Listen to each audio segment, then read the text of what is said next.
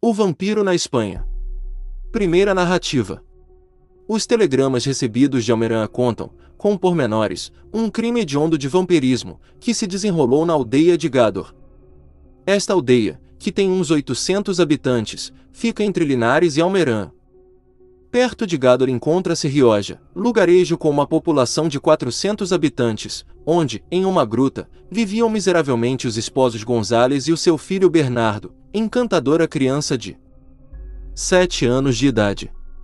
Em Godor morava Francisco Leona, de 70 anos, viúvo, pessoa de tristes antecedentes, e que vivia com seus filhos e netos. Nas 2 quintas próximas, residiam 2 famílias, na primeira, a de Pedro Hernandes, na outra, a de Francisco Ortega. Este último, tuberculoso em 3º grau, consultou o Leona, que gozava de uma grande íntima de curandeiro. O remédio é simples, respondeu este. Beba o sangue quente de uma criança, esfregue o peito com a gordura dela tirada e ficarás curado.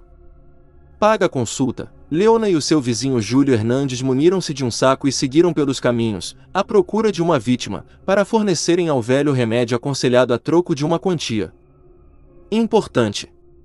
Encontraram o pobre pequeno Bernardo Gonzales, que estava tomando banho perto de Rioja, com alguns companheiros de folguedos.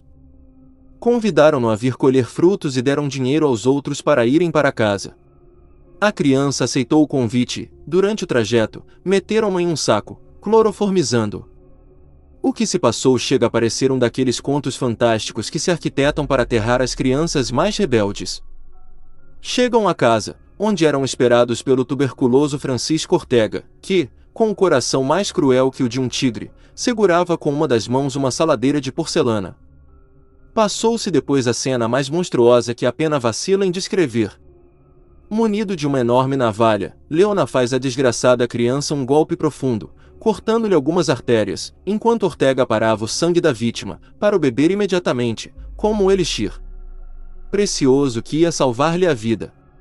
Depois de concluída esta tremendíssima infâmia, os miseráveis dissentiram perante o corpo do inanimado do infeliz Bernardo, que deviam fazer ao seu cadáver. Mas, antes de se tomar uma decisão, o feroz Leona abriu o corpo da criança com o fim de extrair as substâncias com que devia esfregar o peito do velho, e Ortega colocou, então, no peito um emplasto feito das carnes sanguinolentas da pobre vítima. Com o fim de desfigurarem a criança, os malvados ainda tiveram a ideia, mais do que felina, de esmigalharem a cabeça do pequenito com uma enorme pedra, para assim não ser facilmente reconhecido, se, porventura, fosse encontrado numa fossa onde o enterraram. Os miseráveis assassinos foram presos. Confessaram o crime com todos os pormenores que ficam descritos. Leona, o curandeiro, recebeu por tão estranha consulta 3.000 pesetas. E ainda há quem duvide que entre os homens se encontrem animais mais ferozes do que no interior dos sertões africanos. Segunda narrativa. Na aldeia de Rioja, província de Almeran, Espanha, acaba de descobrir-se um crime deveras repugnante. Um lavrador rico, de nome Francisco Ortega, conhecido pela alcunha de Moruno, sofria de tuberculose. Tendo sido abandonado pelos médicos, consultou um charlatão, o qual, abrindo os velhos cartapacios, e depois de os consultar ou fingir que os consultava, declarou a Moruno que o único meio de se salvar era beber o sangue de uma criança e aplicar, em seguida, sobre o peito todas as gorduras que a mesma fossem extraídas do ventre. Moruno resolveu-se a seguir a indicação dada pelo charlatão aludido e este ofereceu-se, mediante 750 pesetas, a arranjar-lhe a criança precisa para o sacrifício. Aceite o contrato. O charlatão, que se chama Francisco Leona, entendeu-se com uma mendiga de nome Agostina, com um homem deste e 2 seus filhos para, todos juntos, irem à caça de uma criança.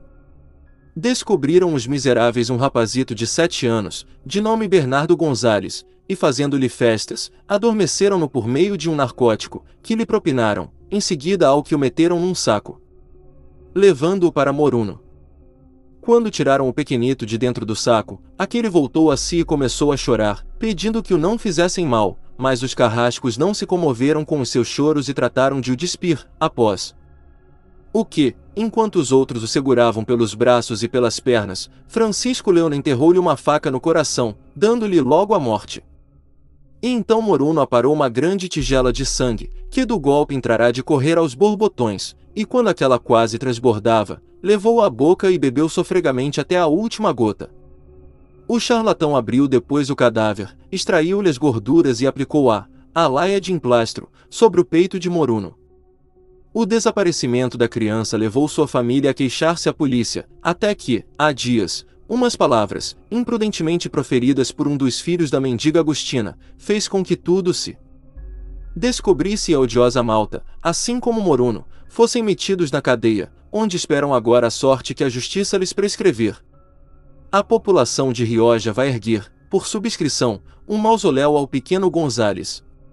Nota: um Francisco Leona não chegou a ser julgado, porquanto morreu na cadeia, em 28 de março de 1911, aos 75 anos. Francisco Ortega e Augustina Rodrigues foram executados, no garrote, em 9 de setembro de 1913. Júlio Hernandes, condenado à morte, teve a pena comutada para prisão perpétua, tendo em vista pareceres médicos que indicavam a idiotia do réu.